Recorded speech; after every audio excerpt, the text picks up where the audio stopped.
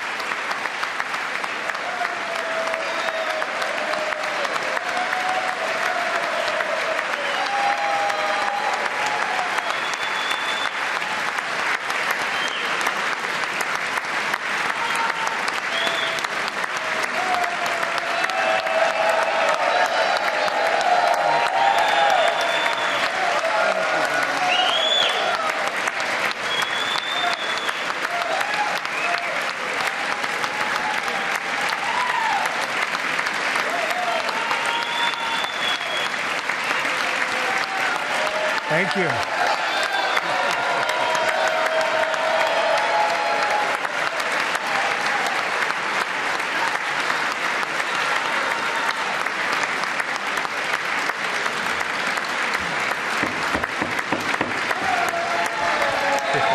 Thank you very much. Thank you very much. It's a great honor. Thank you very much. Speaker Johnson, Vice President Vance, the First Lady of the United States,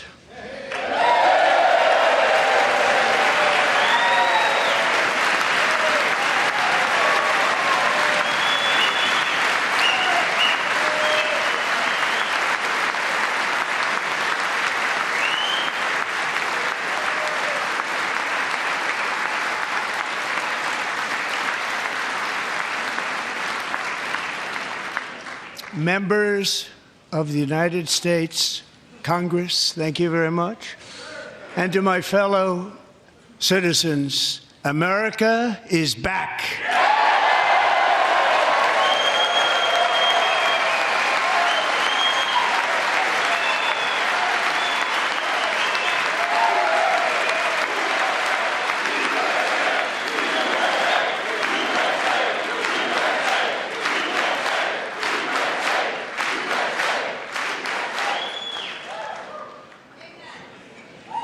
6 weeks ago, I stood beneath the dome of this Capitol and proclaimed the dawn of the golden age of America. From that moment on, it has been nothing but swift and unrelenting action to usher in the greatest and most successful era in the history of our country. We have accomplished more in 43 days than most administrations accomplished in 4 years or 8 years, and we are just getting started.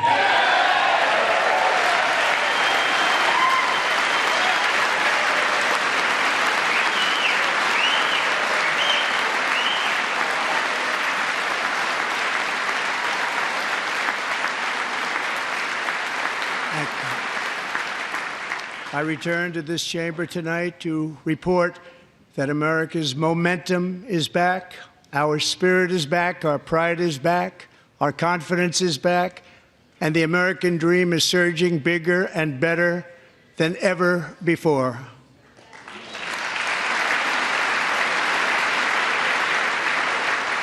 The American dream is unstoppable, and our country is on the verge of a comeback, the likes of which the world has never witnessed and perhaps will never witness again. There's never been anything like it.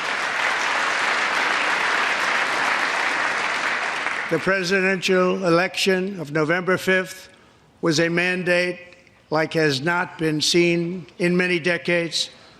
We won all 7 swing states, giving us an electoral college victory of 312 votes.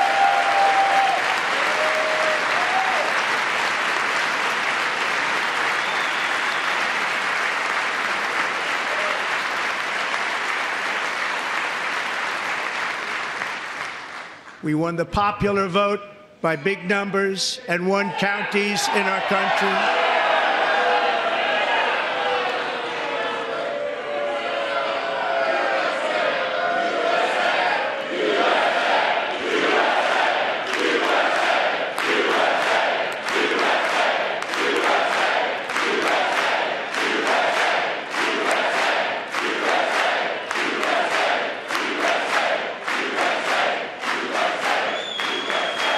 And won counties in our country, 2,700 to 525, on a map that reads almost completely red for Republican.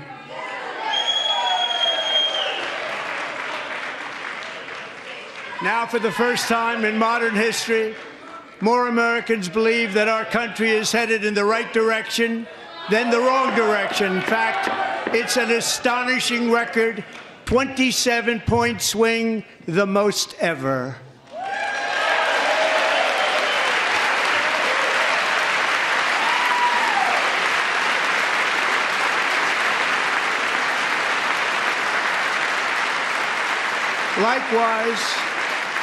Small business optimism saw its single largest one-month gain ever recorded, a 41-point jump.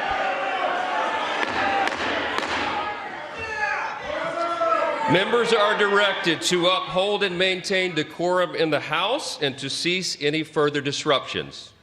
That's your warning.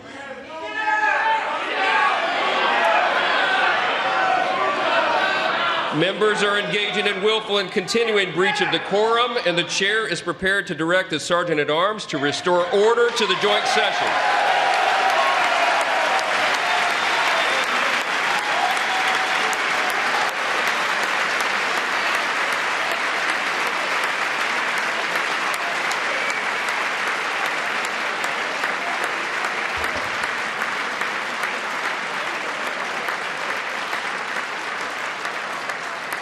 Mr. Green, take your seat.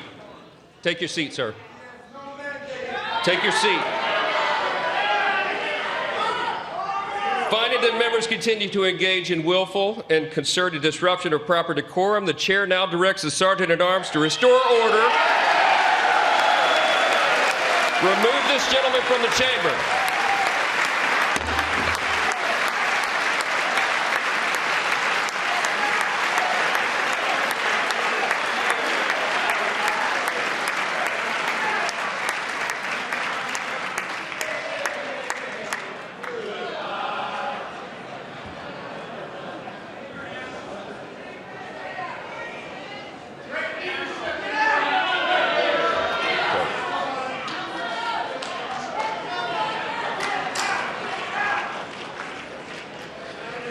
Members are directed to uphold and maintain decorum in the House.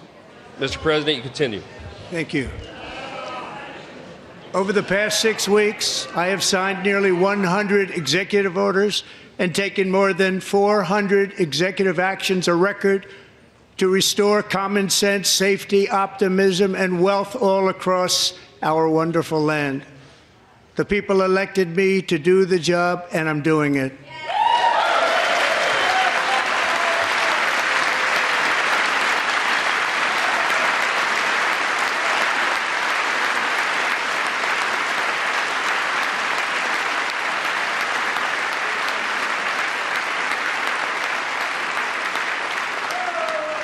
In fact, it has been stated by many that the first month of our presidency, it's our presidency, is the most successful in the history of our nation. By many.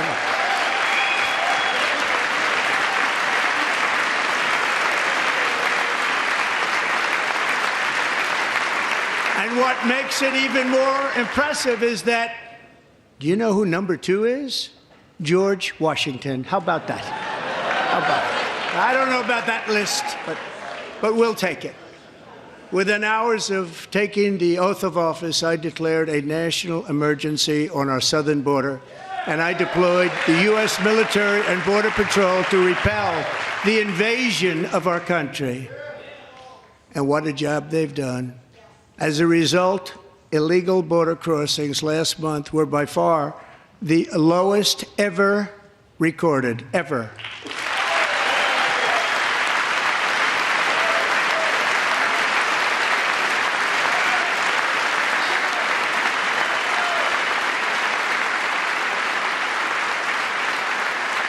They heard my words and they chose not to come. Much easier that way.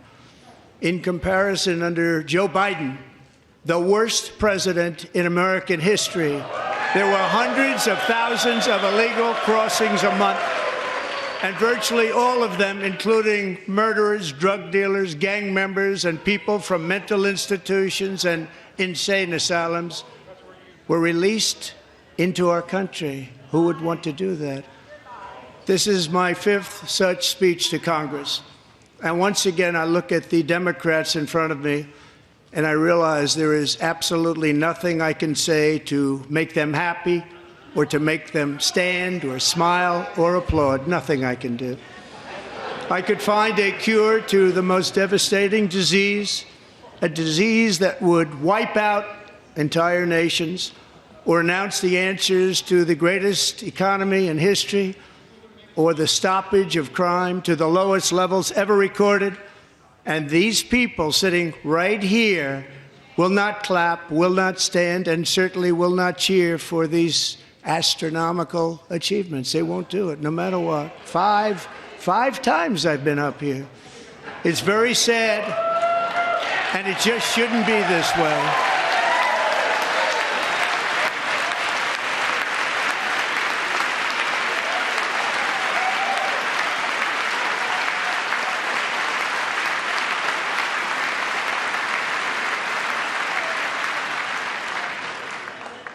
So Democrats sitting before me, for just this one night, why not join us in celebrating so many incredible wins for America? For the good of our nation, let's work together and let's truly make America great again.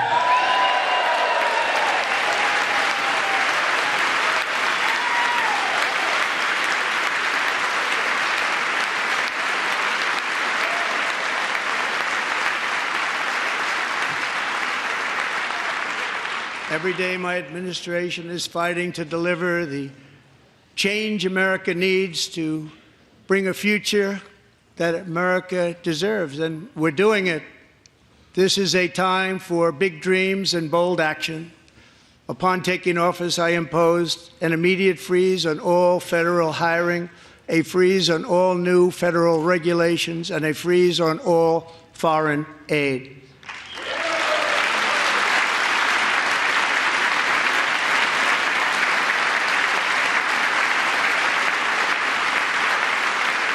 I terminated the ridiculous Green New Scam.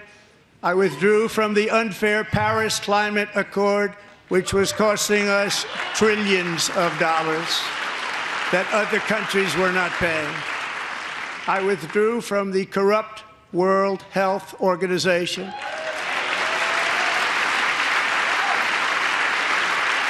And I also withdrew from the anti-American UN Human Rights Council.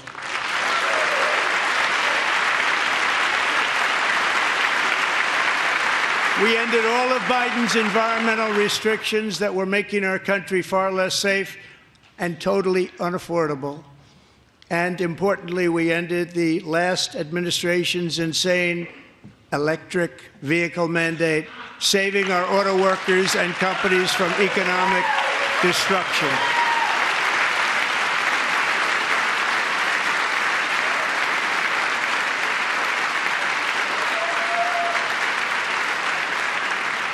To unshackle our economy, I have directed that for every one new regulation, 10 old regulations must be eliminated, just like I did in my very successful first term.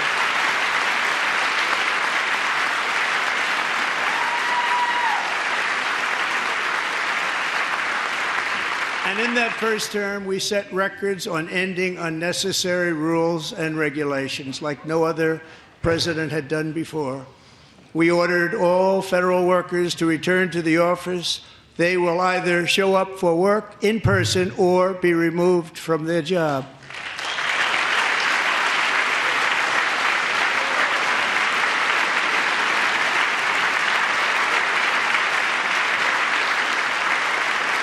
And we have ended weaponized government where, as an example, a sitting president is allowed to viciously prosecute his political opponent, like me. How did that work out? Not too good. Not too good.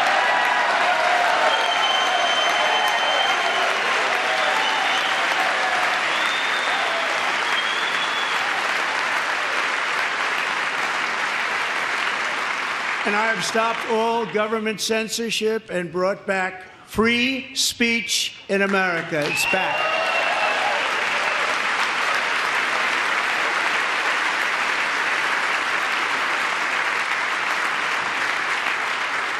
And 2 days ago, I signed an order making English the official language of the United States of America.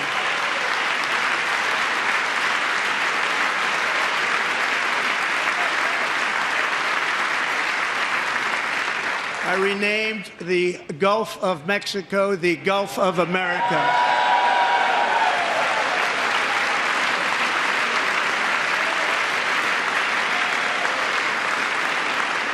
And likewise, I renamed, for a great president, William McKinley, Mount McKinley again.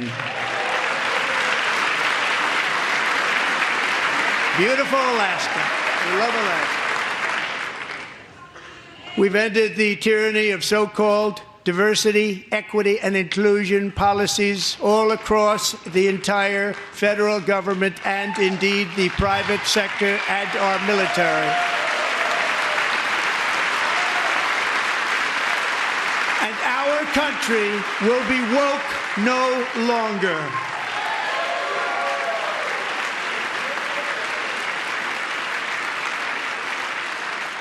We believe that whether you are a doctor, an accountant, a lawyer, or an air traffic controller, you should be hired and promoted based on skill and competence, not race or gender. Very important.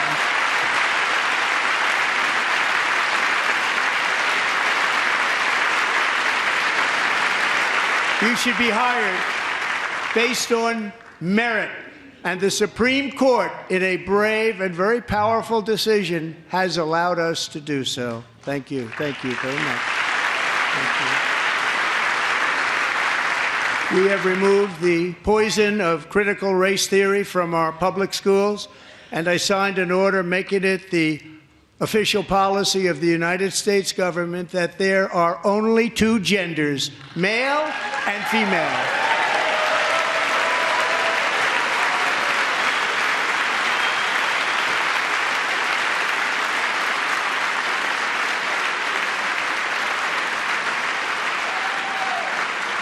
I also signed an executive order to ban men from playing in women's sports.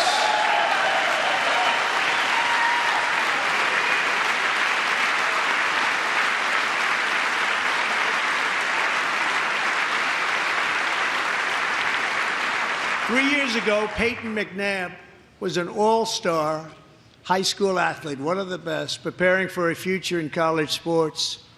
But when her girls' volleyball match was invaded by a male, he smashed the ball so hard in Peyton's face, causing traumatic brain injury, partially paralyzing her right side and ending her athletic career. It was a shot like she's never seen before. She's never seen anything like it. Peyton is here tonight in the gallery, and Peyton, from now on, schools will kick the men off the girls' team, or they will lose all federal funding.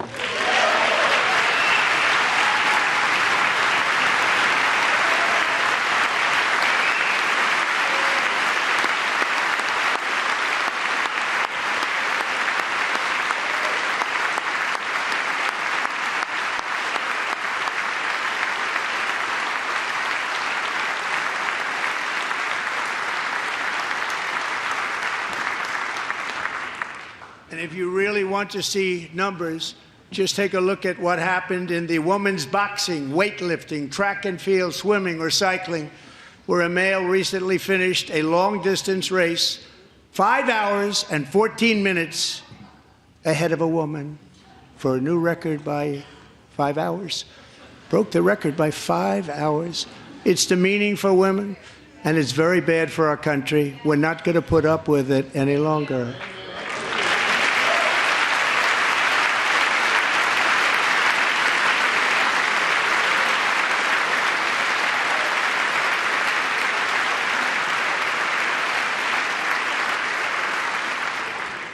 What I have just described is only a small fraction of the common sense revolution that is now, because of us, sweeping the entire world. Common sense has become a common theme, and we will never go back. Never. Never going to let that happen. Among my very highest priorities is to rescue our economy and get dramatic and immediate relief to working families. As you know, we inherited from the last administration an economic catastrophe and an inflation nightmare. Their policies drove up energy prices, pushed up grocery costs, and drove the necessities of life out of reach for millions and millions of Americans. They've never had anything like it. We suffered the worst inflation in 48 years, but perhaps even in the history of our country. They're not sure. As president, I'm fighting every day to reverse this damage and make America affordable again.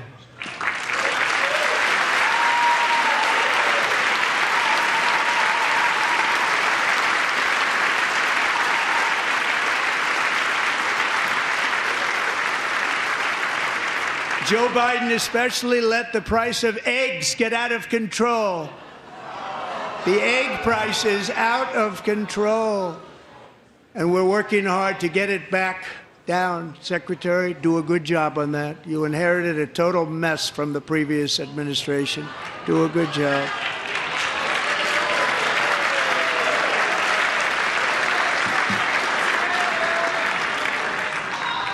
A major focus of our fight to defeat inflation is rapidly reducing the cost of energy.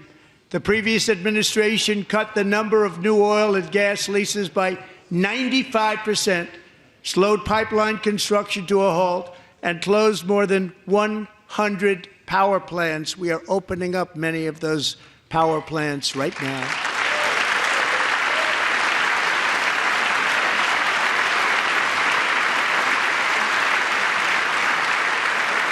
And frankly, we have never seen anything like it. That's why on my first day in office, I declared a national energy emergency. As you've heard me say many times, we have more liquid gold under our feet than any nation on earth, and by far. And now I fully authorize the most talented team ever assembled to go and get it. It's called Drill, Baby, Drill.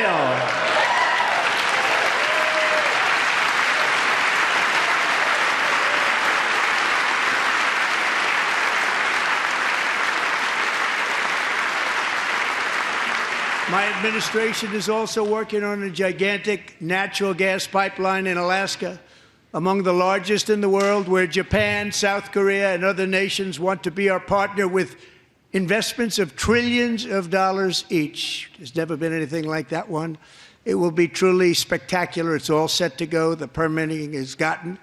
And later this week, I will also take historic action to dramatically expand production of critical minerals and rare earths here in the USA.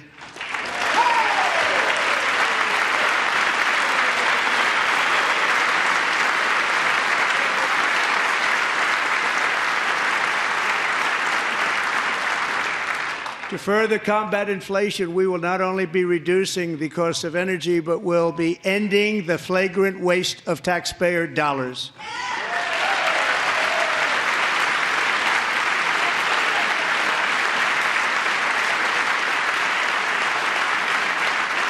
And to that end, I have created the brand new Department of Government Efficiency, DOGE. Perhaps you've heard of it. Perhaps.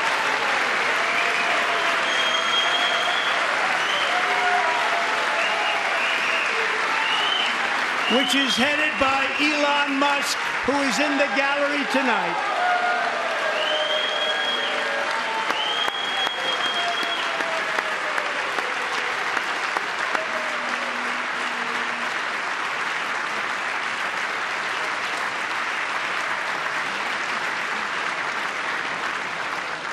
Thank you, Elon. He's working very hard. He didn't need this. He didn't need this. Thank you very much. We appreciate it. Everybody here, even this side, appreciates it, I believe. They just don't want to admit that. Just listen to some of the appalling waste we have already identified.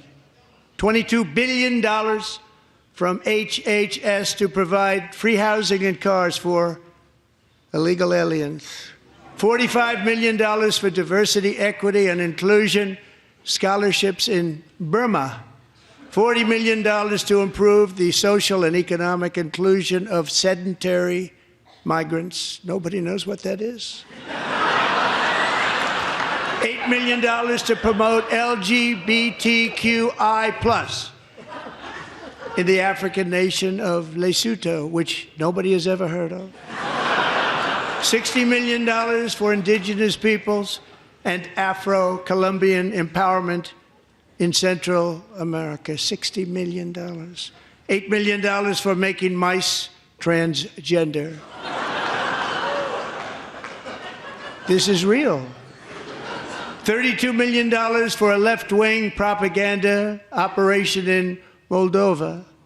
$10 million for male circumcision in Mozambique. $20 million for the Arab Sesame Street in the Middle East. It's a program. $20 million for a program.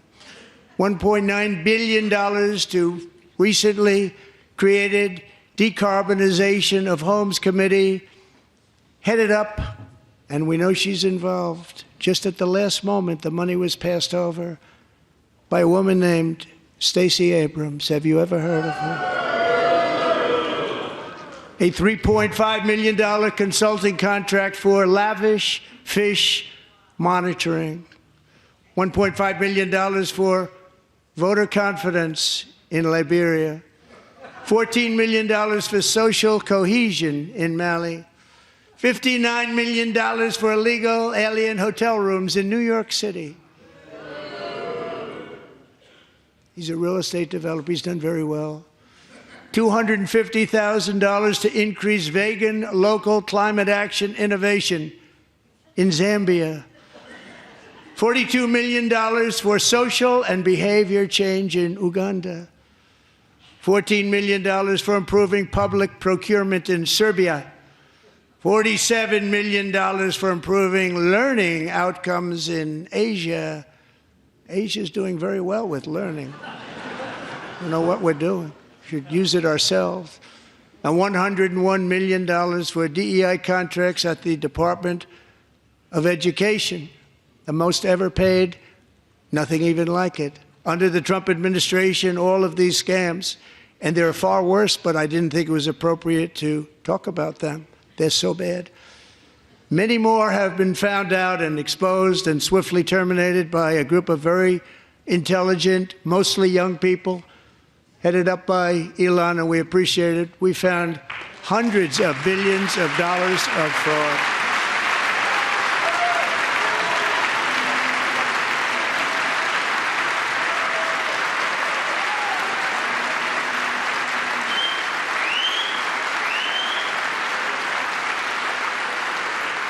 And we've taken back the money and reduced our debt to fight inflation and other things.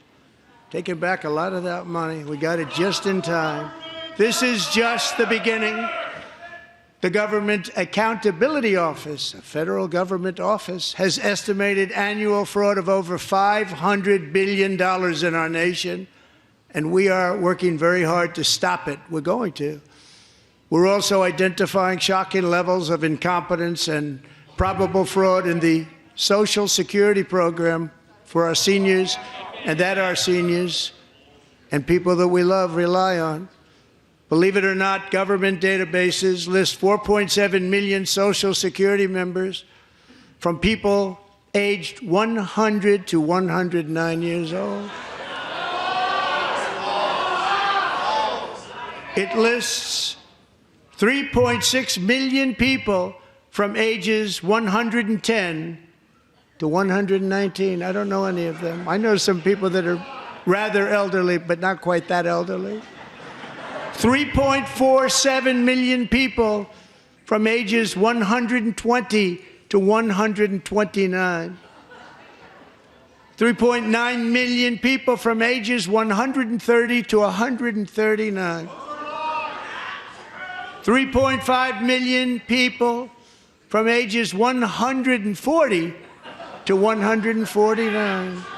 And money is being paid to many of them, and we're searching right now. In fact, Pam, good luck. Good luck. You're going to find it. But a lot of money is paid out to people because it just keeps getting paid, and nobody does, and it really hurts Social Security and hurts our country. 1.3 million people from ages 150 to 159, and over 130,000 people, according to the Social Security databases, are age over 160 years old.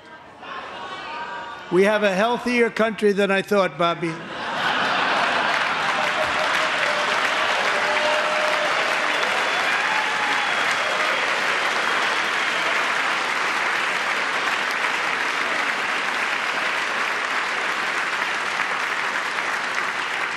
Including, to finish, 1,039 people between the ages of 220 and 229, one person between the age of 240 and 249, and one person is listed at 360 years of age. More than 100 years older than our country. But we're going to find out where that money's going, and it's not going to be pretty. By slashing all of the fraud, waste, and theft we can find, we will defeat inflation, bring down mortgage rates, lower car payments and grocery prices, protect our seniors, and put more money in the pockets of American families.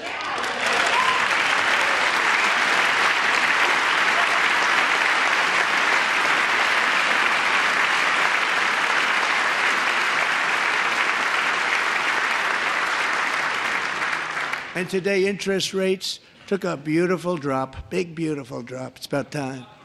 And in the near future, I want to do what has not been done in 24 years, balance the federal budget. We're going to balance it.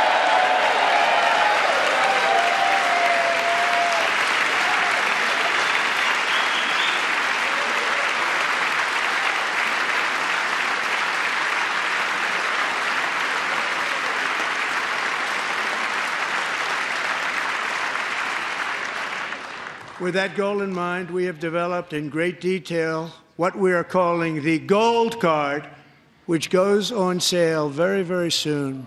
For $5 million, we will allow the most successful job-creating people from all over the world to buy a path to U.S. citizenship. It's like the green card, but better and more sophisticated.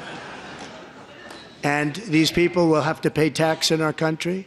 They won't have to pay tax from where they came. The money that they've made, you wouldn't want to do that, but they have to pay tax, create jobs.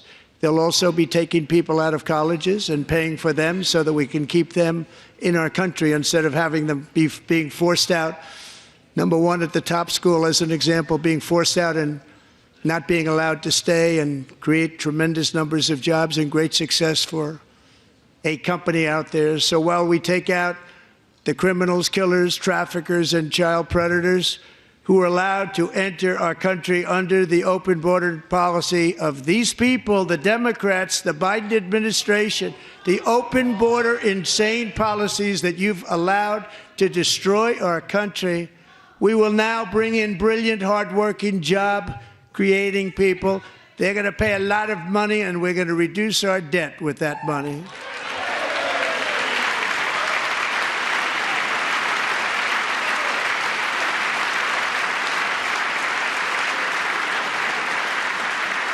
Americans have given us a mandate for bold and profound change.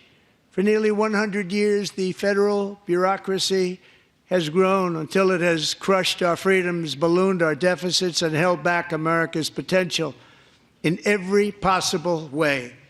The nation founded by pioneers and risk-takers now drowns under millions and millions of pages of regulations and debt. Approvals that should take 10 days to get instead take 10 years, 15 years, and even 20 years before you're rejected. Meanwhile, we have hundreds of thousands of federal workers who have not been showing up to work. My administration will reclaim power from this unaccountable bureaucracy, and we will restore true democracy to America again.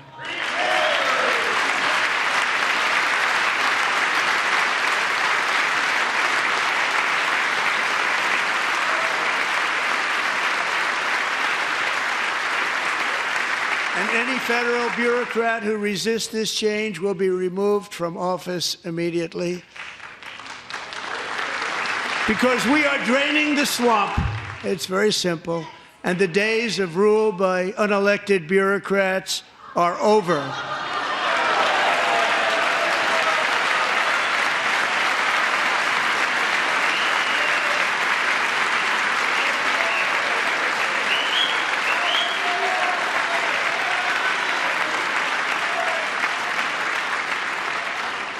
And the next phase of our plan to deliver the greatest economy in history is for this Congress to pass tax cuts for everybody. They're in there. They're waiting for you to vote. And I'm sure that the people on my right, I don't mean the Republican right, but my right here, I'm sure you're going to vote for those tax cuts, because otherwise I don't believe the people will ever vote you into office. So I'm doing you a big favor by telling you that. But I know this group is going to be voting for the tax.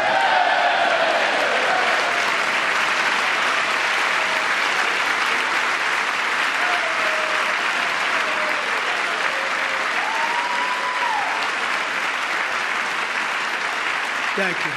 It's a very, very big part of our plan. We had tremendous success in our first term with it. A very big part of our plan. We're seeking permanent income tax cuts all across the board.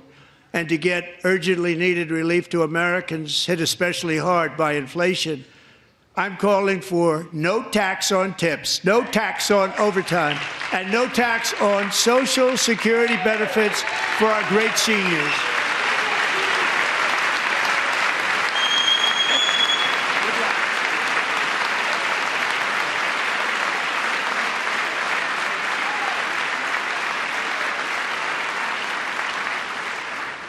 And I also want to make interest payments on car loans tax deductible, but only if the car is made in America.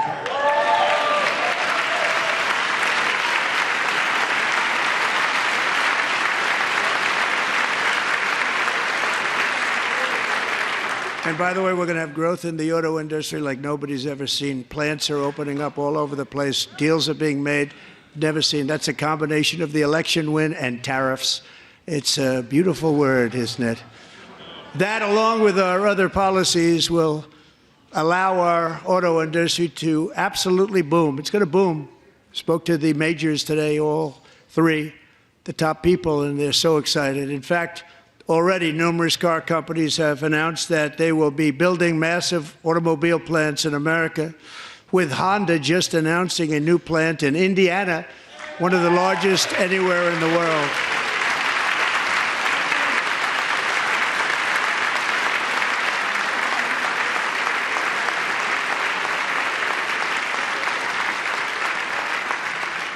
And this has taken place since our great victory on November 5th, a date which will hopefully go down as one of the most important in the history of our country.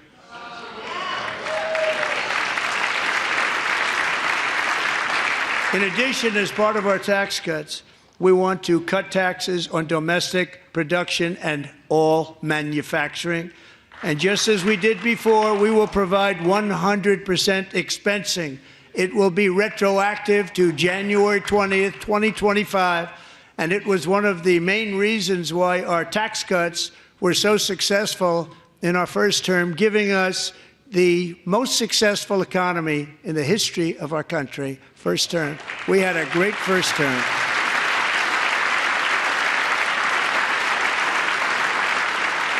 If you don't make your product in America, however, under the Trump administration, you will pay a tariff, and in some cases, a rather large one. Other countries have used tariffs against us for decades, and now it's our turn to start using them against those other countries. On average, the European Union, China, Brazil, India, Mexico, and Canada, have you heard of them? And countless other nations charge us tremendously higher tariffs than we charge them. It's very unfair. India charges us auto tariffs higher than 100%. China's average tariff on our products is twice what we charge them. And South Korea's average tariff is 4 times higher. Think of that, 4 times higher. And we give so much help militarily and in so many other ways to South Korea, but that's what happens. This is happening by friend and foe. This system is not fair to the United States and never was, and so on April 2nd, I wanted to make it April 1st, but I didn't want to be accused of April Fool's Day. That's not, just one day was cost us a lot of money. But we're going to do it in April. I'm a very superstitious person. April 2nd, reciprocal tariffs kick in. And whatever they tariff us, other countries, we will tariff them. That's reciprocal, back and forth. Whatever they tax us, we will tax them. If they do non-monetary tariffs to keep us out of their market, then we will do non-monetary barriers to keep them out of our market. There's a lot of that, too. They don't even allow us in their market. We will take in trillions and trillions of dollars and create jobs like we have never seen before. I did it with China, and I did it with others, and the Biden administration couldn't do anything about it because there was so much money they couldn't do anything about it. We have been ripped off for decades by nearly every country on earth, and we will not let that happen any longer.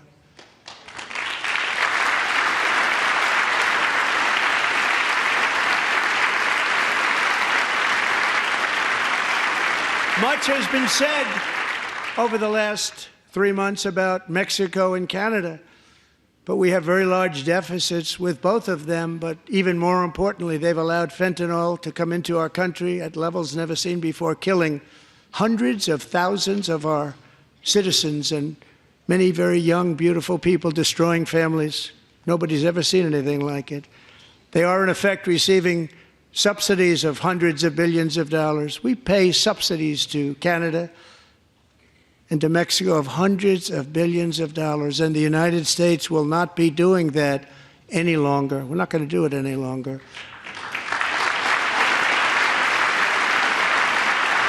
Thanks to our America First policies we're putting into place, we have had $1.7 trillion of new investment in America in just the past few weeks. The combination of the election and our economic policies that people of SoftBank, one of the most brilliant anywhere in the world, announced a $200 billion investment. OpenAI and Oracle, Larry Ellison, announced $500 billion investment, which they wouldn't have done if Kamala had won. Apple announced $500 billion investment. Tim Cook called me. He said, I cannot spend it fast enough. It's going to be much higher than that, I believe. They'll be building their plants here instead of in China. And just yesterday, Taiwan Semiconductor, the biggest in the world, most powerful in the world, has a tremendous amount, 97% of the market, announced a $165 billion investment to build the most powerful chips on earth right here in the USA.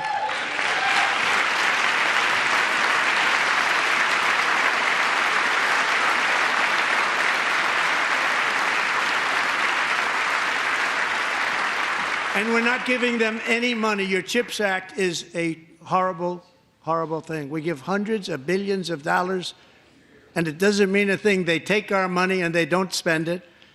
All that meant to them, we're giving them no money.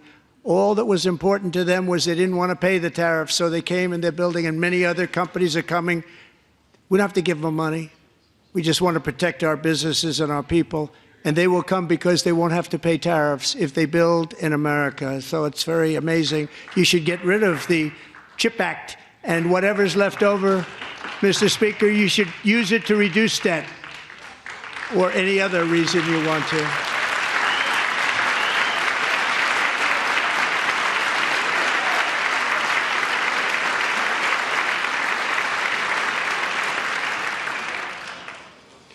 Our new trade policy will also be great for the American farmer. I love the farmer. Who will now be selling into our home market, the USA, because nobody is going to be able to compete with you. because there's goods that come in from other countries and companies. They're really in a bad position in so many different ways. They're uninspected. They may be very dirty and disgusting, and they come in and they pour in, and they hurt our American farmers. The tariffs will go on agricultural product coming into America, and our farmers, starting on April 2nd, it may be a little bit of an adjustment period. We had that before when I made the deal with China, $50 billion of purchases, and I said, just bear with me, and they did. They did. Probably have to bear with me again, and this will be even better. That was great. The problem with it was that Biden didn't enforce it. He didn't enforce it. $50 billion of purchases, and we were doing great, but Biden did not enforce it, and it hurt our farmers. But our farmers are going to have a field day right now. So to our farmers, have a lot of fun. I love you too. I love you too. It's all going to happen.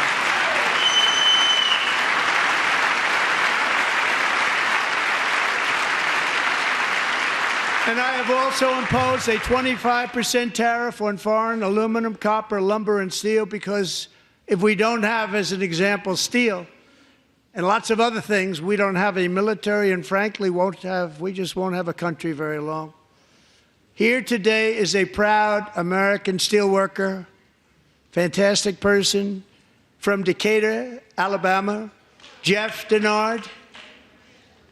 Has been working at the same steel plant for 27 years in a job that has allowed him to serve as the captain of his local volunteer fire department, raise 7 children with his beautiful wife, Nicole, and over the years provide a loving home for more than 40 foster children. So great, Jeff.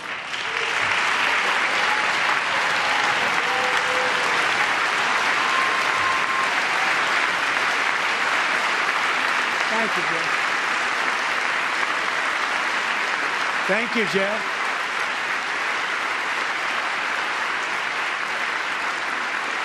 Stories like Jeff's remind us that tariffs are not just about protecting American jobs. They're about protecting the soul of our country. Tariffs are about making America rich again and making America great again, and it's happening, and it will happen rather quickly. There'll be a little disturbance, but we're okay with that. It won't be much. No, you're not. Oh. And look where Biden took us. Very low, the lowest we've ever been. Jeff, I want to thank you very much. And I also want to recognize another person who has devoted herself to foster care community. She works so hard on it. A very loving person, our magnificent First Lady of the United States.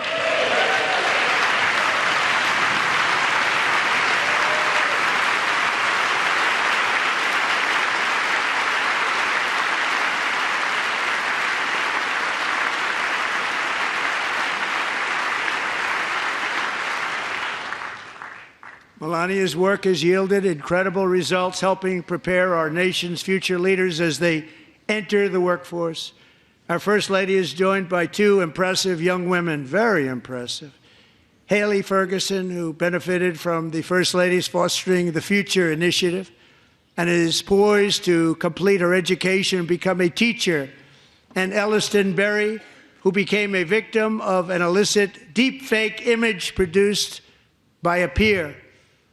With Elliston's help, the Senate just passed the Take It Down Act, and this is so important. Thank you very much, John. John Thune, thank you. Stand up, John. Thank you, John.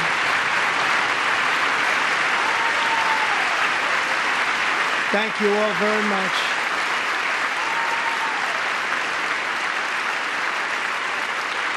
Thank you. And thank you to John Thune and the Senate. Great job. To criminalize the publication of such images online is a terrible, terrible thing. And once it passes the House, I look forward to signing that bill into law. Thank you. And I'm going to use that bill for myself, too, if you don't mind. Because nobody gets treated worse than I do online. Nobody. That's great. Thank you very much to the Senate. Thank you. But if we truly care about protecting Americans' children, no step is more crucial than securing America's borders.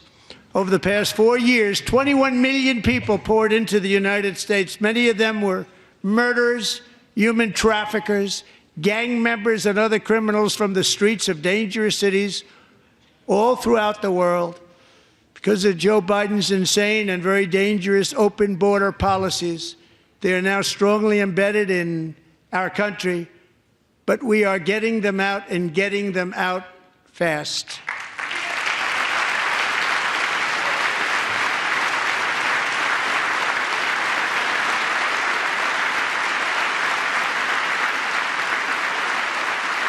And I want to thank Tom Homan and Christy. I want to thank you and Paul of Border Patrol. I want to thank you. What a job they've all done, everybody. Border Patrol, ICE, law enforcement in general is incredible. We have to take care of our law enforcement. Have to.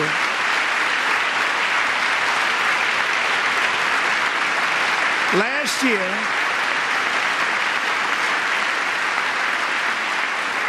a brilliant 22-year-old nursing student named Laken Riley, the best in her class, admired by everybody, went out for a jog on the campus of the University of Georgia. That morning, Laken was viciously attacked, assaulted, beaten, brutalized, and horrifically murdered. Laken was stolen from us by a savage illegal alien gang member who was arrested while trespassing across Biden's open southern border and then set loose into the United States under the heartless policies of that failed administration. It was indeed a failed administration. He had then been arrested and released in a Democrat-run sanctuary city, a disaster, before ending the life of this beautiful young angel. With us this evening are Laken's beloved mother, Allison, and her sister, Lauren.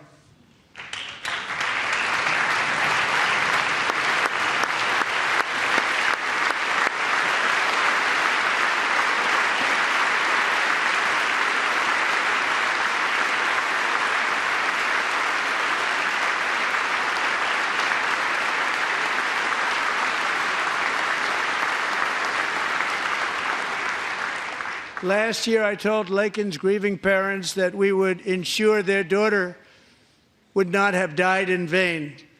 That's why the very first bill I signed into law as your 47th president mandates the detention of all dangerous criminal aliens who threaten public safety. It's a very strong, powerful act.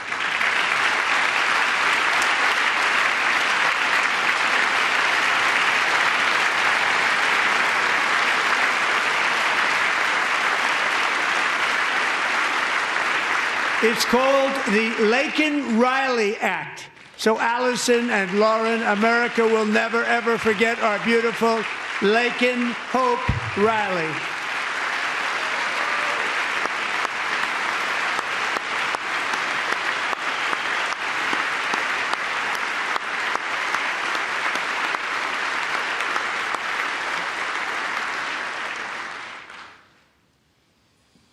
Thank you very much. Since taking office, my administration has launched the most sweeping border and immigration crackdown in American history, and we quickly achieved the lowest numbers of illegal border crossers ever recorded. Thank you.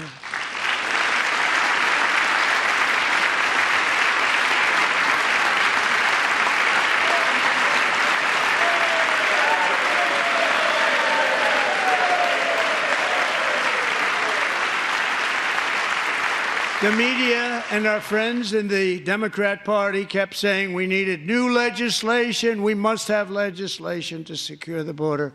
But it turned out that all we really needed was a new president.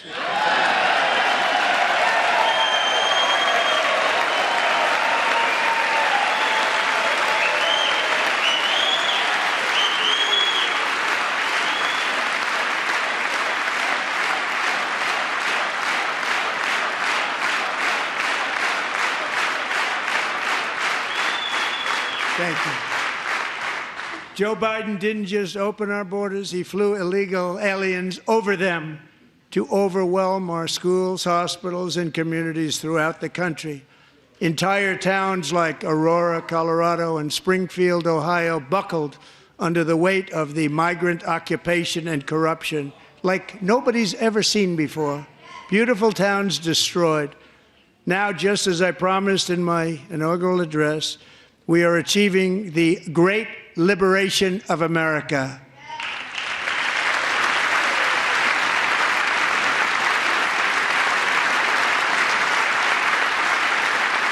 But there still is much work to be done. Here tonight is a woman I have gotten to know, Alexis Nungari from Houston. Wonderful woman. Last June, Alexis's 12-year-old daughter, her precious Jocelyn, walked to a nearby convenience store. She was kidnapped, tied up, assaulted for 2 hours under a bridge, and horrifically murdered. Arrested and charged with this heinous crime are two illegal alien monsters from Venezuela, released into America by the last administration through their ridiculous open border. The death of this beautiful 12-year-old girl and the agony of her mother and family touched our entire nation greatly. Alexis, I promised that we would always remember your daughter, your magnificent daughter, and earlier tonight, I signed an order keeping my word to you. One thing I have learned about Jocelyn is that she loved animals so much. She loved nature. Across Galveston Bay, from where Jocelyn lived in Houston, you will find a magnificent national wildlife refuge, a pristine, peaceful, 34,000-acre sanctuary for all of God's creatures on the edge of the Gulf of America. Alexis, moments ago, I formally renamed that refuge in loving memory of your beautiful daughter, Jocelyn. So, Mr. Vice President, if you would, may I have the order?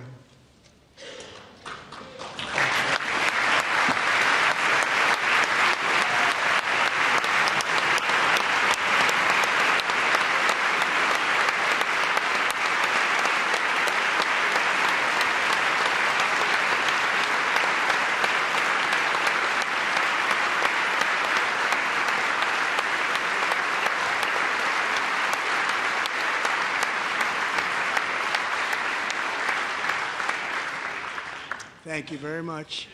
All three savages charged with Jocelyn and Lakin's murders were members of the Venezuelan prison gang, the toughest gang, they say, in the world, known as Tren de Aragua. 2 weeks ago, I officially designated this gang, along with MS-13 and the bloodthirsty Mexican drug cartels, as foreign terrorist organizations.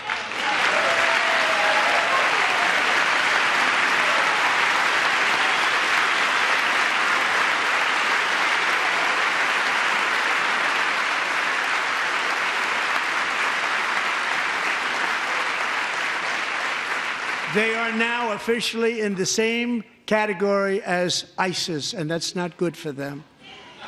Countless thousands of these terrorists were welcomed into the U.S. by the Biden administration. But now every last one will be rounded up and forcibly removed from our country, or, if they're too dangerous, put in jails, standing trial in this country, because we don't want them to come back ever.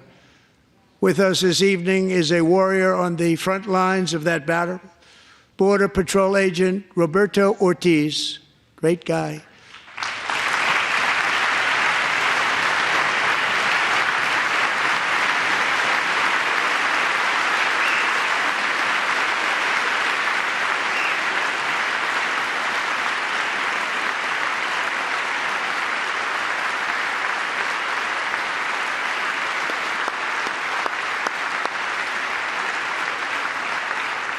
In January, Roberto and another agent were patrolling by the Rio Grande near an area known as Cartel Island. Doesn't sound too nice to me. When heavily armed gunmen started shooting at them. Roberto saw that his partner was totally exposed, at great danger, and he leapt into action, returning fire and providing crucial seconds for his fellow agent to seek safety, just barely. I have some of the prints of that event, and it was not good. Agent Ortiz, we salute you for your great courage and for your line of fire that you took and for the bravery that you showed. We honor you, and we will always honor you. Thank you, Roberto, very much.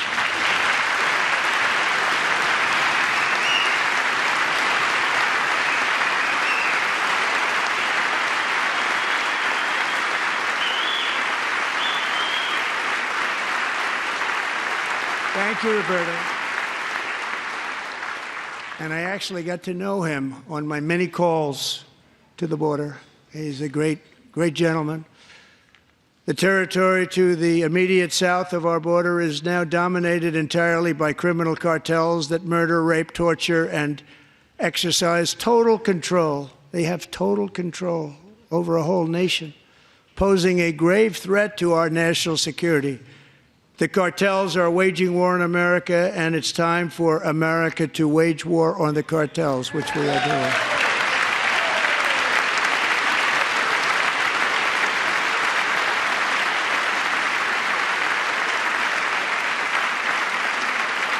Five nights ago, Mexican authorities, because of our tariff policies being imposed on them, think of this, handed over to us 29 of the biggest cartel leaders in their country. That has never happened before. They want to make us happy.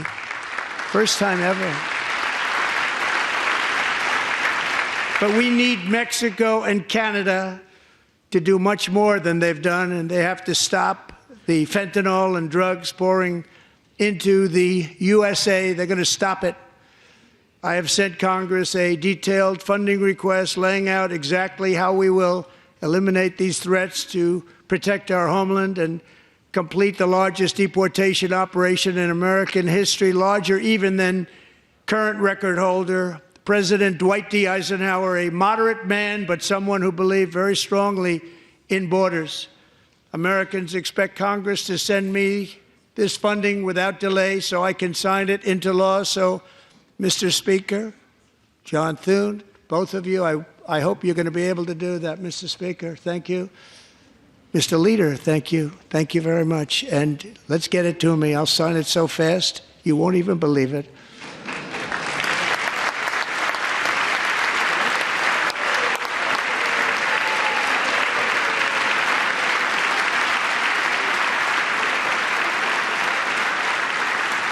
And as we reclaim our sovereignty, we must also bring back law and order to our cities and towns.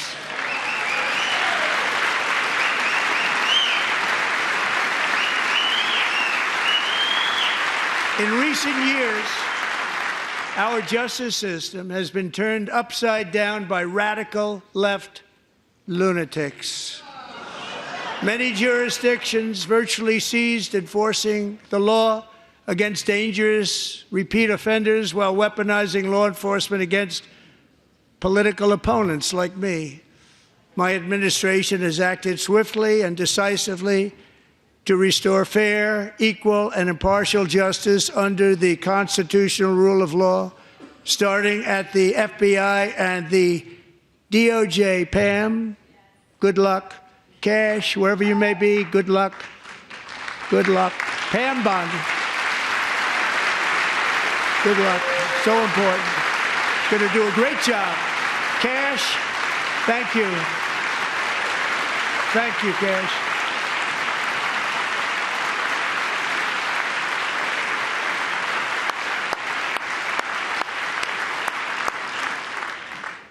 They've already started very strong. They're going to do a fantastic job. You're going to be very proud of them. We're also once again giving our police officers the support, protection, and respect they so dearly deserve. They have to get it. They have such a hard, dangerous job, but we're going to make it less dangerous. The problem is the bad guys don't respect the law, but they're starting to respect it, and they soon will respect it. This also includes our great fire departments throughout the country. Our firemen and women are unbelievable people, and we'll never forget them. And besides that, they voted for me in record numbers, so I have no choice.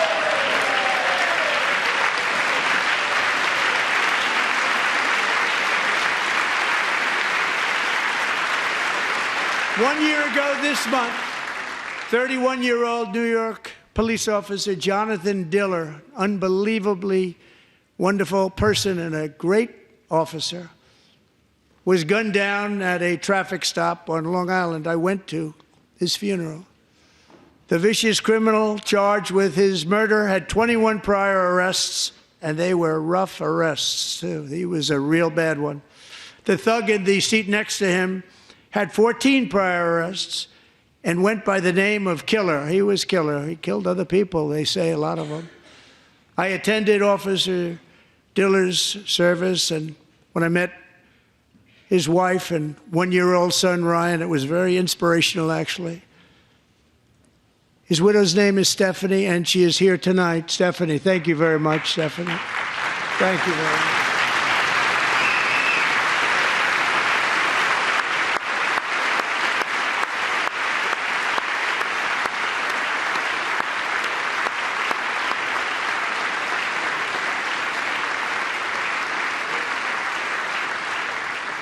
Stephanie, we're going to make sure that Ryan knows his dad was a true hero, New York's finest, and we're going to get these cold-blooded killers and repeat offenders off our streets, and we're going to do it fast.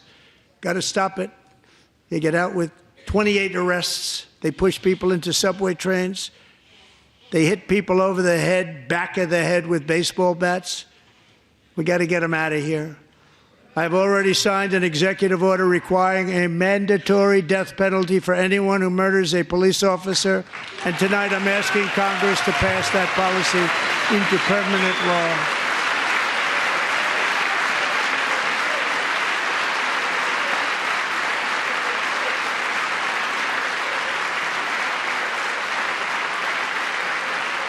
I'm also asking for a new crime bill getting tough on repeat offenders while enhancing protections for America's police officers so they can do their jobs without fear of their lives being totally destroyed. They don't want to be killed. We're not going to let them be killed. Joining us in the gallery tonight is a young man who truly loves our police. His name is DJ Daniel. He is 13 years old, and he has always dreamed of becoming a police officer.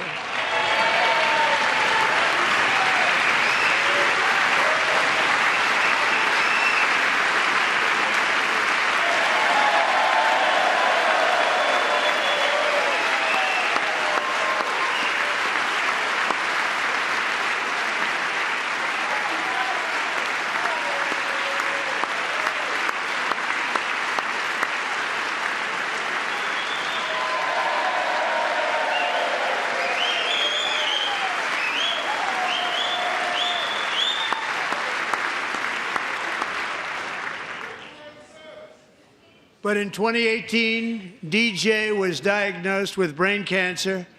The doctors gave him 5 months at most to live. That was more than 6 years ago.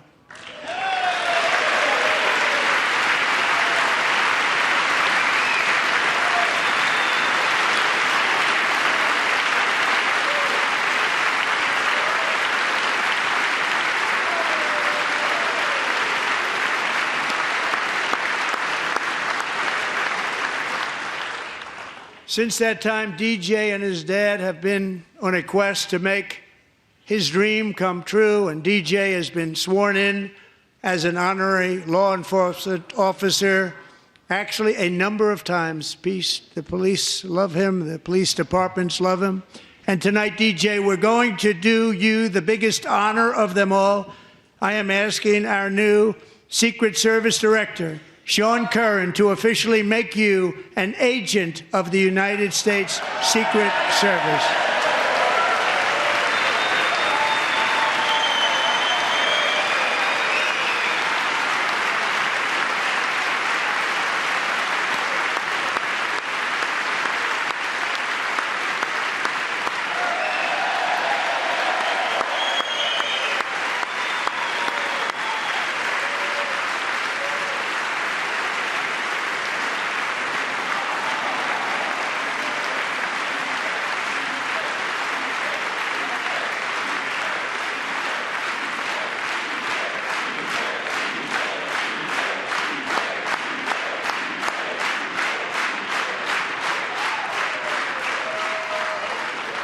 DJ.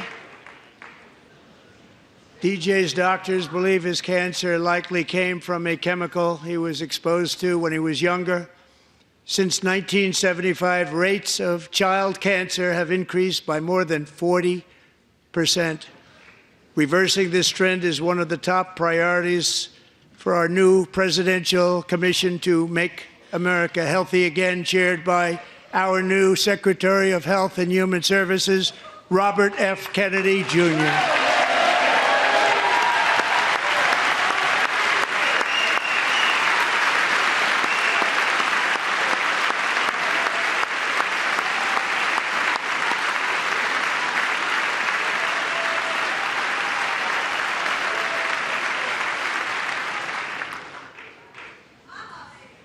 With the name Kennedy, you would have thought everybody over here would have been cheering.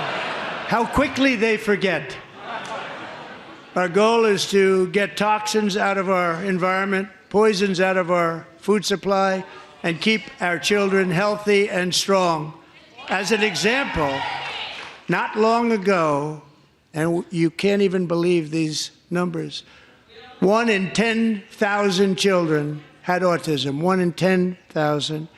And now it's 1 in 36. There's something wrong. 1 in 36. Think of that. So we're going to find out what it is, and there's nobody better than Bobby and all of the people that are working with you. You have the best to figure out what is going on. Okay, Bobby? Good luck. It's a very important job. Thank you.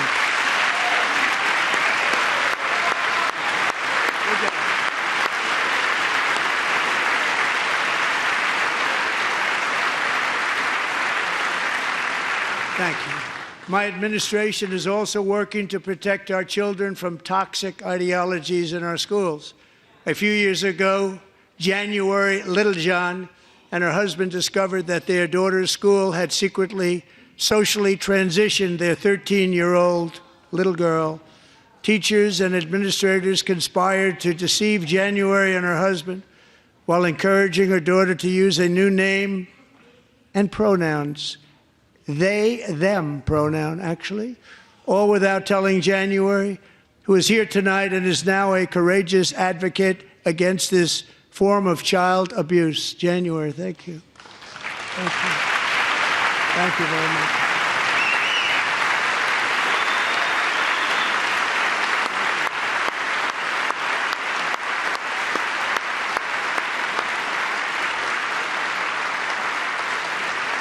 Thank you. Stories like this are why, shortly after taking office, I signed an executive order banning public schools from indoctrinating our children with transgender ideology.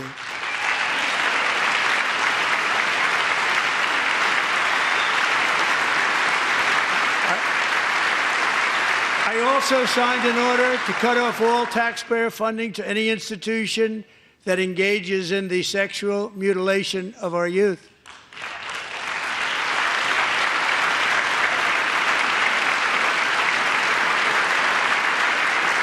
And now I want Congress to pass a bill permanently banning and criminalizing sex changes on children and forever ending the lie that any child is trapped in the wrong body. This is a big lie.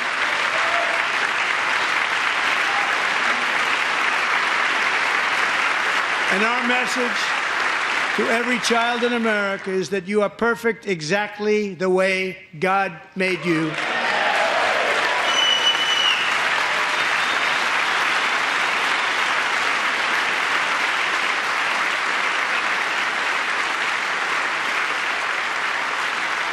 Because we're getting wokeness out of our schools and out of our military, and it's already out, and it's out of our society. We don't want it. Wokeness is trouble. Wokeness is bad. It's gone. It's gone. And we feel so much better for it, don't we? Don't we feel better? Our service members won't be activists and ideologues. They will be fighters and warriors. They will fight for our country. And Pete, congratulations.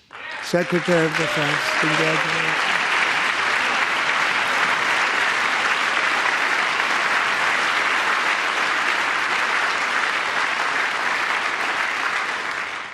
And he's not big into the woke movement, I can tell you. I know him well. I am pleased to report that in January, the U.S. Army had its single best recruiting month in 15 years, and that all armed services are having among the best recruiting results ever in the history of our services. What a difference.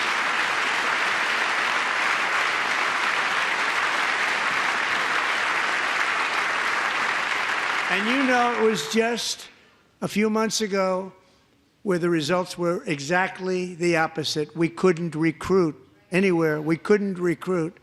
Now we're having the best results just about that we've ever had. What a tremendous turnaround. It's really a beautiful thing to see. People love our country again. It's very simple. They love our country, and they love being in our military again. So it's a great thing, and thank you very much. Great job. Thank you.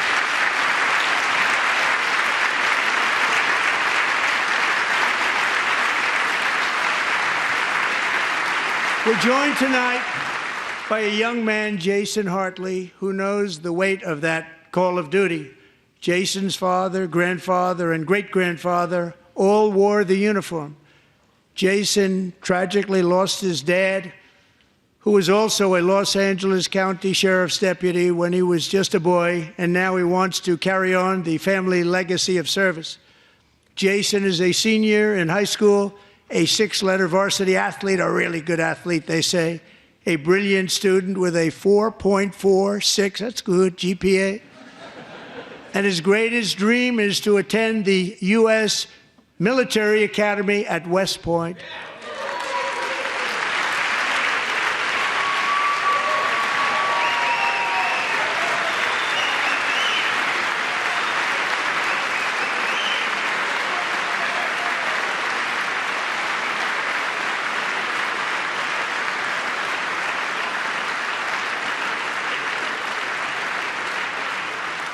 And Jason, that's a very big deal getting in. That's a hard one to get into. But I'm pleased to inform you that your application has been accepted.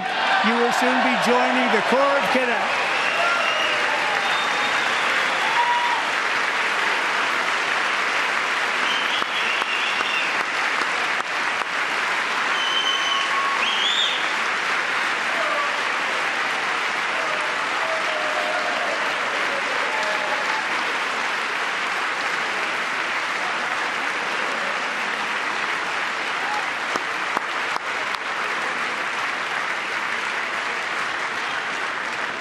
Thank you.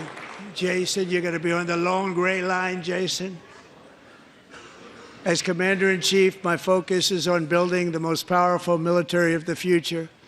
As a first step, I'm asking Congress to fund a state-of-the-art Golden Dome missile defense shield to protect our homeland, all made in the USA.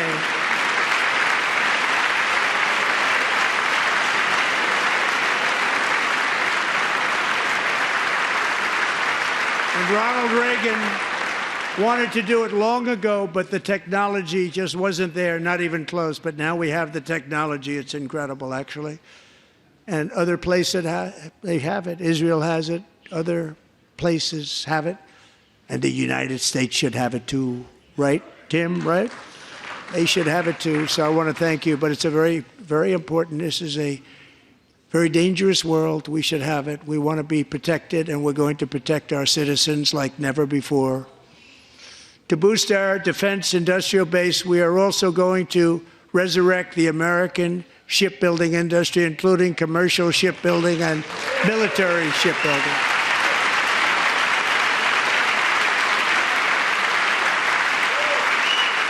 And for that purpose, I am announcing tonight that we will create a new Office of Shipbuilding in the White House and offer special tax incentives to bring this industry home to America where it belongs. We used to make so many ships. We don't make them anymore very much, but we're going to make them very fast, very soon. It will have a huge impact. To further enhance our national security, my administration will be reclaiming the Panama Canal, and we've already started doing it.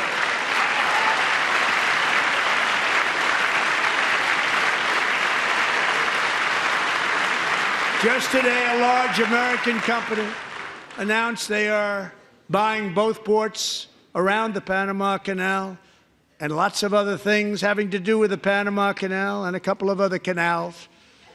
The Panama Canal was built by Americans for Americans, not for others, but others could use it. But it was built at tremendous cost of American blood and treasure. 38,000 workers died building the Panama Canal. They died of malaria. They died of snake bites and mosquitoes. Not a nice place to work. They paid them very highly to go there, knowing there was a 25% chance that they would die. The most expensive project also that was ever built in our country's history, if you bring it up to modern day costs. It was given away by the Carter administration for $1, but that agreement has been violated very severely. We didn't give it to China. We gave it to Panama, and we're taking it back.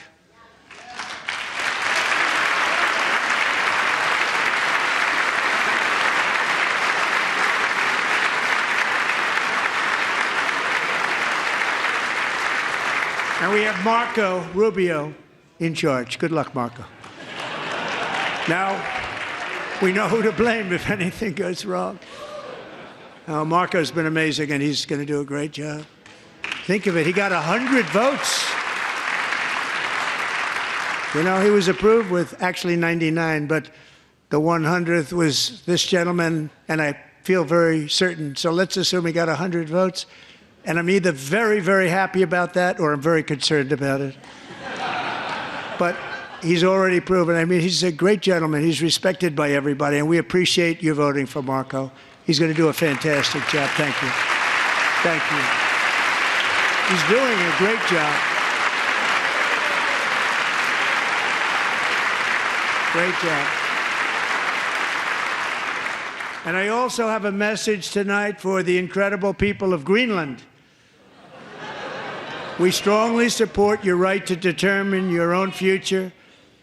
And if you choose, we welcome you into the United States of America. We need Greenland for national security and even international security, and we're working with everybody involved to try and get it. But we need it really for international world security, and I think we're going to get it. One way or the other, we're going to get it. We will keep you safe. We will make you rich, and together we will take Greenland to heights like you have never thought possible before. It's a very small population, but very, very large piece of land and very, very important for military security. America is once again standing strong against the forces of radical Islamic terrorism. 3.5 years ago, ISIS terrorists killed 13 American service members and countless others in the Abbey Gate bombing during the disastrous and incompetent withdrawal from Afghanistan. Not that they were withdrawing, it was the way they withdrew. Perhaps the most embarrassing moment in the history of our country. Tonight, I am pleased to announce that we have just apprehended the top terrorist responsible for that atrocity, and he is right now on his way here to face the swift sword of American justice.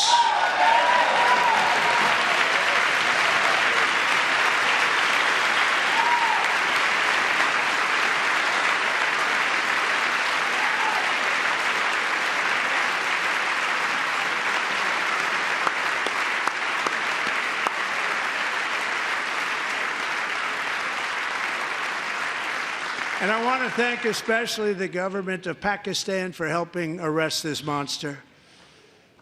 This was a very momentous day for those 13 families who I actually got to know very well, most of them, whose children were murdered, and the many people that were so badly, over 42 people, so badly injured on that fateful day in Afghanistan. What a horrible day. Such incompetence was shown that when Putin saw what happened, I guess he said, wow, maybe this is my chance. That's how bad it was. Should have never happened. Grossly incompetent people. I spoke to many of the parents and loved ones, and they're all in our hearts tonight.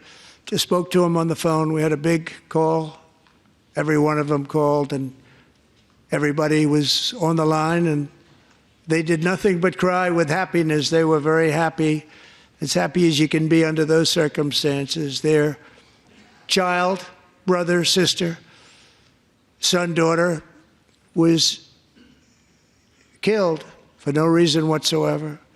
In the Middle East, we're bringing back our hostages from Gaza. In my first term, we achieved one of the most groundbreaking peace agreements in generations, the Abraham Accords.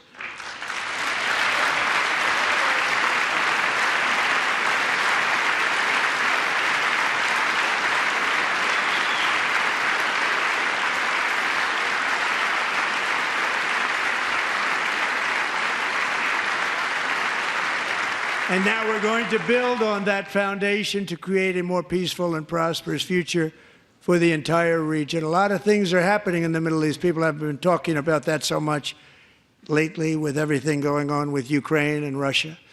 But a lot of things are happening in the Middle East. It's a rough neighborhood, actually. I'm also working tirelessly to end the savage conflict in Ukraine. Millions of Ukrainians and Russians have been needlessly killed or wounded in this horrific and brutal conflict with no end in sight. The United States has sent hundreds of billions of dollars to support Ukraine's defense with no security, with no anything.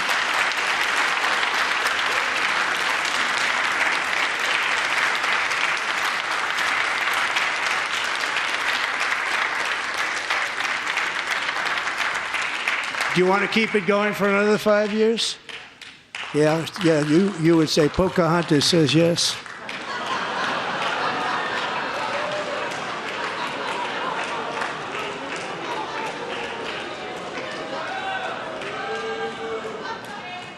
$2,000 people are being killed every single week. More than that. They're Russian young people. They're Ukrainian young people. They're not Americans. But I want it to stop. Meanwhile, Europe has sadly spent more money buying Russian oil and gas than they have spent on defending Ukraine, by far. Think of that. They've spent more buying Russian oil and gas than they have defending. And we've spent perhaps $350 billion, like taking candy from a baby. That's what happened. And they've spent $100 billion. What a difference that is. And we have an ocean separating us, and they don't. But we're getting along very well with them, and lots of good things are happening. Biden has authorized more money in this fight than Europe has spent, by billions and billions of dollars. It's hard to believe that they wouldn't have stopped it and said at some point, come on, let's equalize. You got to be equal to us. But that didn't happen. Earlier today, I received an important letter from President Zelensky of Ukraine. The letter reads, Ukraine is ready to come to the negotiating table as soon as possible to bring lasting peace closer. Nobody wants peace more than the Ukrainians, he said. My team and I stand ready to work under President Trump's strong leadership to get a peace that lasts. We do really value how much America has done to help Ukraine maintain its sovereignty and independence. Regarding the agreement on minerals and security, Ukraine is ready to sign it at any time that is convenient for you. I appreciate that he sent this letter, just got it a little while ago. Simultaneously, we've had serious discussions with Russia and have received strong signals that they are ready for peace. Wouldn't that be beautiful? Wouldn't that be beautiful?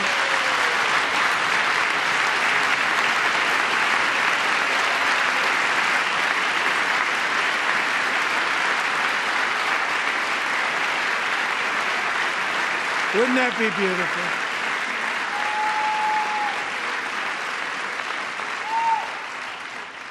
It's time to stop this madness. It's time to halt the killing. It's time to end this senseless war. If you want to end wars, you have to talk to both sides. Nearly 4 years ago, amid rising tensions, a history teacher named Mark Fogel was detained in Russia and sentenced to 14 years in a penal colony. Rough stuff. The previous administration barely lifted a finger to help him. They knew he was innocent, but they had no idea where to begin. But last summer, I promised his 95-year-old mother, Malphine, that we would bring her boy safely back home. After 22 days in office, I did just that, and they are here tonight.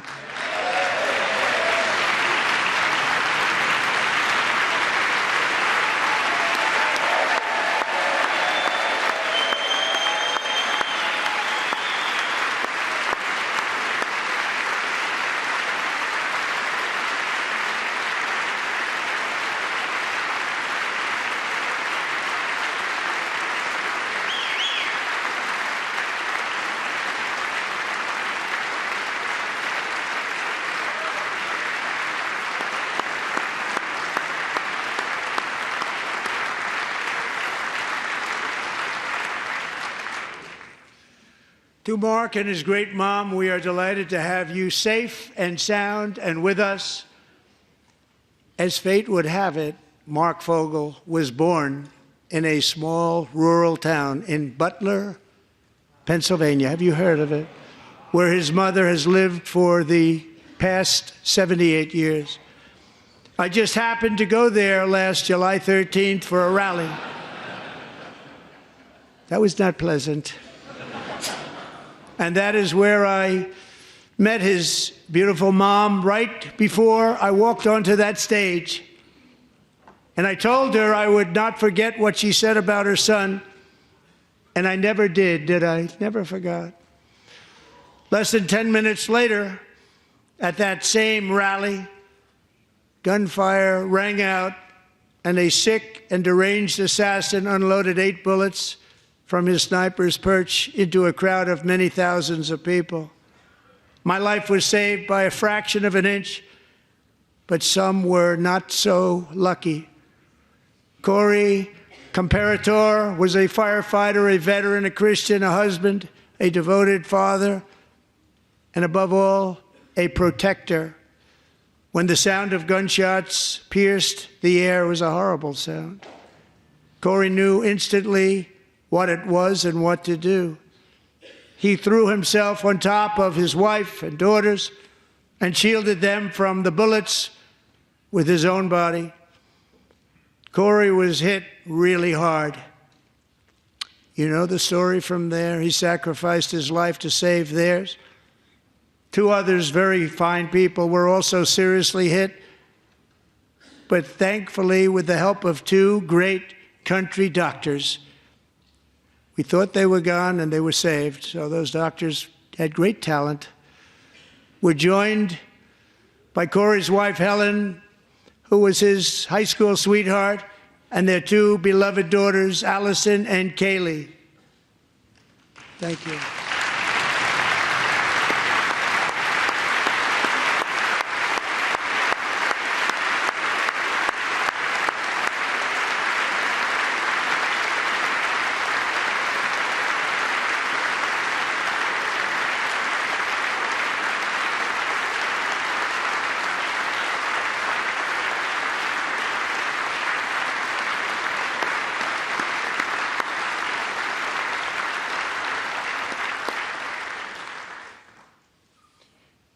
To Helen, Allison, and Kaylee, Corey is looking down on his 3 beautiful ladies right now, and he is cheering you on. He loves you.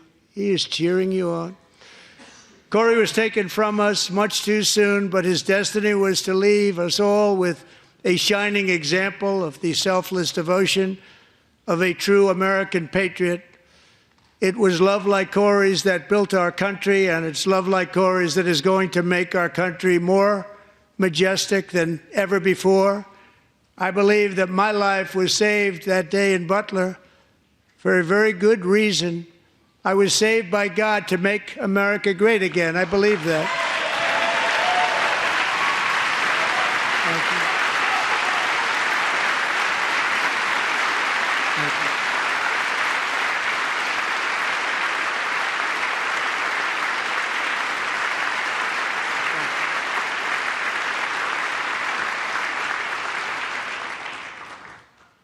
Thank you very much. From the patriots of Lexington and Concord to the heroes of Gettysburg and Normandy, from the warriors who crossed the Delaware to the trailblazers who climbed the Rockies, and from the legends who soared at Kitty Hawk to the astronauts who touched the moon, Americans have always been the people who defied all odds, transcended all dangers, made the most extraordinary sacrifices, and did whatever it took to defend our children, our country, and our freedom.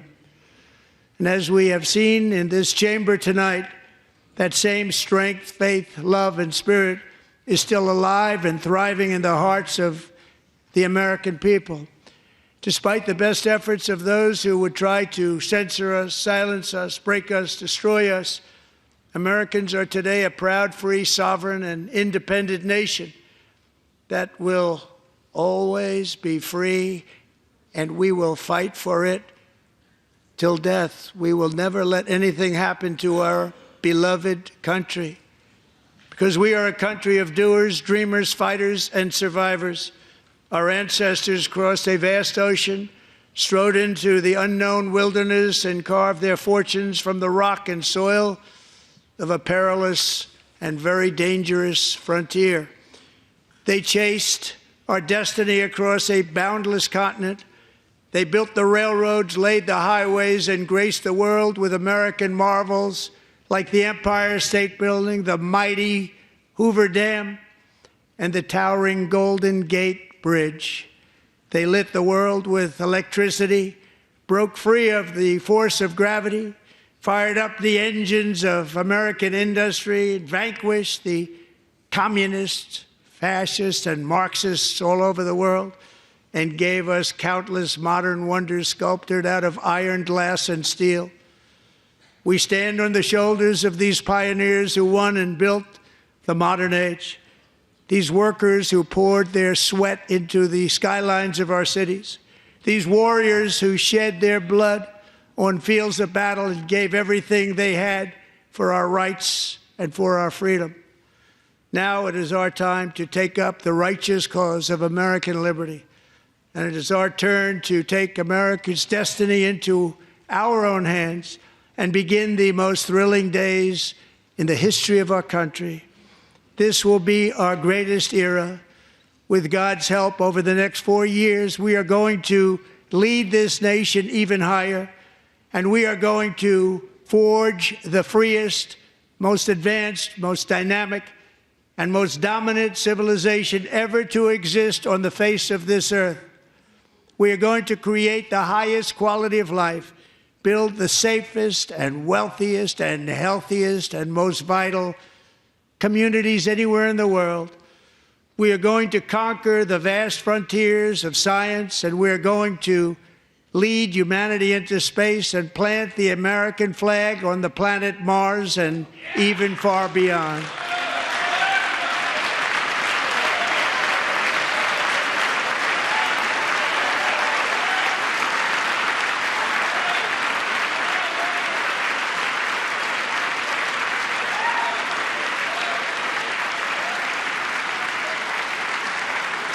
And through it all, we are going to rediscover the unstoppable power of the American spirit. And we are going to renew unlimited promise of the American dream. Every single day, we will stand up and we will fight, fight, fight for the country our citizens believe in and for the country our people deserve.